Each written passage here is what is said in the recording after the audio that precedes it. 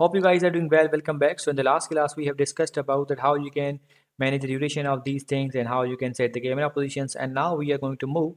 And now if you want to add the text in the VideoScribe in the whiteboard animation software, you can also do that. Simply you click on this option. As you can see, here's the option for the add new text. So let's click on this.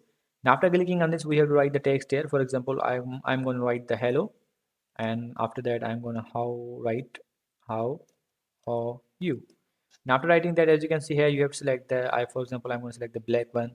And now if you want to increase the size, you can also do that. It's up to you. And now I'm going to click on this. Let's click on this. As you can see, now it's here. And now I'm going to increase the size again, and let's drag it here. And now we need to move this again. So as you can see, the text is added. Now if you want to see the preview of the text, you can also do that. Simply you have to click on this. Before previewing, we are going to set the camera position. So let's click on this, and now we have to click on this, and now you will be able to see the preview. So as you can see, in this way the text will be inserted. Now if you want to add another text, you can also do that. Simply you have to click on the text layer again, and after that you have to write the text here. For example, I'm going to write the hello here, and now after that I'm going to write it. And now if you want to increase the size again, you can also do that. Simply you have to do in the same way, and I'm going to here. Now if you want to change the timing that this should be drawn before this, then you have to drag this here, and it will be drawn before this. So you have to, if you want to see the preview, simply you have to click on this, and you will be able to see the preview. So in this way you can do that. And now it's done.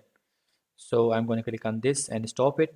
And now if you want that it should be plain before the all elements, you have to drag this here, and now it will be plain.